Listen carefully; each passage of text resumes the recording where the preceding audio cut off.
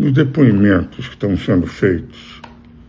perante o ministro Alexandre de Moraes, relator do caso de 8 de janeiro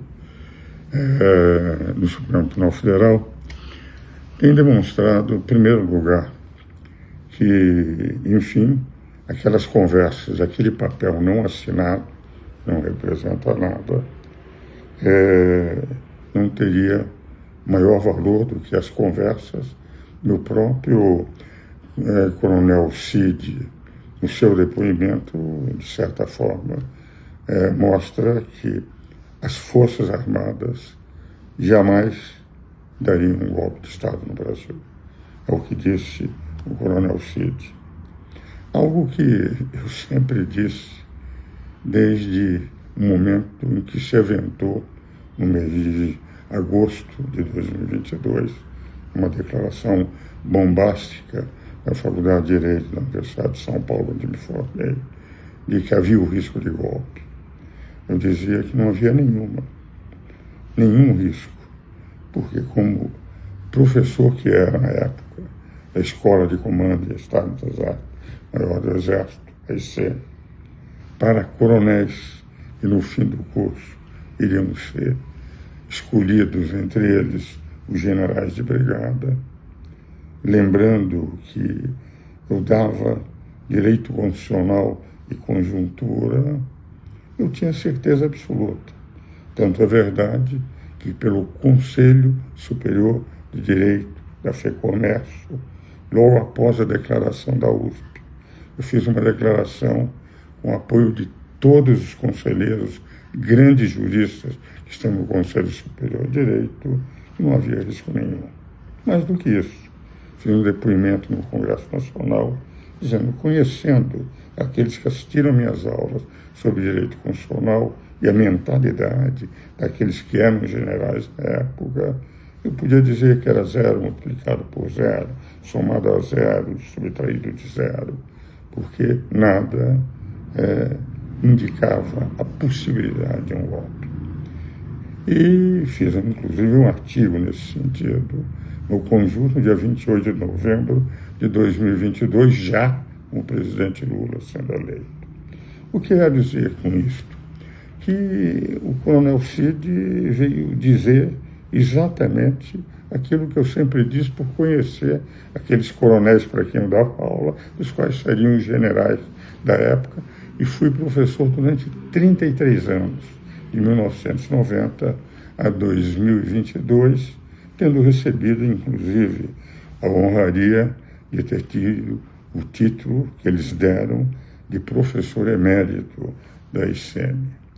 Então, o que nós temos é o seguinte: o próprio Coronel Cid, base de todo esse inquérito, declara que não havia a menor possibilidade de pressionar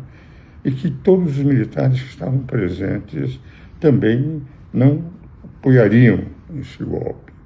E que, aliás, nem ele pressionaria, porque a certeza absoluta que as Forças Armadas não fariam e, se consultadas, negariam,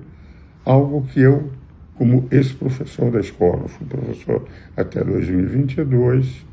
também afirmava nos meus escritos, nas minhas palestras, nos meus depoimentos no Congresso. Isso demonstra que, de rigor, tudo aquilo que houve, aquelas conversas, etc., eram conversas, como se diz, conversas de botequim, sem nenhuma eficácia possível, sem nenhum gesto. E todos eles, na medida que vão depondo, mostram que nenhuma vinculação daquelas conversas em que o próprio presidente dizia que ia atuar nas 4 linhas, teve qualquer vinculação com o dia 8 de janeiro em que não havia um líder sequer, uma figura de proeminência dirigindo aqueles 1.500 pessoas que foram para o Palácio Planalto, depois que, apesar de ter informação e que todos teve, o que fez o governo federal reduziu a proteção dos 3 poderes, diminuindo o número de soldados que lá estavam. Então, o que me parece cada vez mais claro entende? Confirmando aquilo que os senhores podem ver no meu Instagram de 2022, que não haveria risco nenhum nos escritos que fiz de um golpe de Estado, os depoimentos em confirmado. As conversas eram conversas daquilo que se chama de crime impossível. O impossível é aquele crime pelo qual o instrumento que teria que ser usado, esse instrumento seria incapaz de produzir aquele efeito. E todos disseram, sem Forças Armadas não há golpe de Estado. E as Forças Armadas, como eu dizia, um ex-professor, jamais entrariam. Então, de certa forma, o que nós estamos vendo é que a narrativa de que houve um golpe, uma tentativa de golpe de Estado, quando na prática as Forças Armadas não houve um comandante, soldado armado que saiu no dia 8 de janeiro para produzir, é cada vez mais consistente naquilo que eu disse e naquilo que eles estão dizendo. Eu tenho a impressão que tudo isso terá que ser levado em consideração pelos eminentes ministros da Suprema Corte, porque a única base para tentar caracterizar que houve um golpe de Estado foi um celular tirado do coronel Cid, que fez esse duplo depoimento, que em função da conversa era mais uma conversa em que, mesmo revisando papéis que inclusive foram assinados, até porque é um dado que é extremamente importante. Eu comentei no 5º volume dos comentários, a Constituição que fizemos em 15 volumes, eu e Sérgio Ribeiro Basto, que, de rigor, nós não teríamos, dentro das Forças Armadas,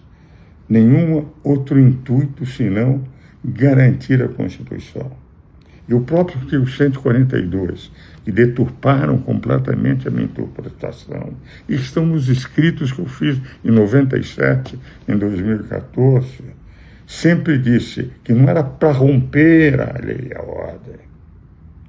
O que estava escrito na Constituição, e eu dizia dos meus escritos, era para garantir a lei e a ordem.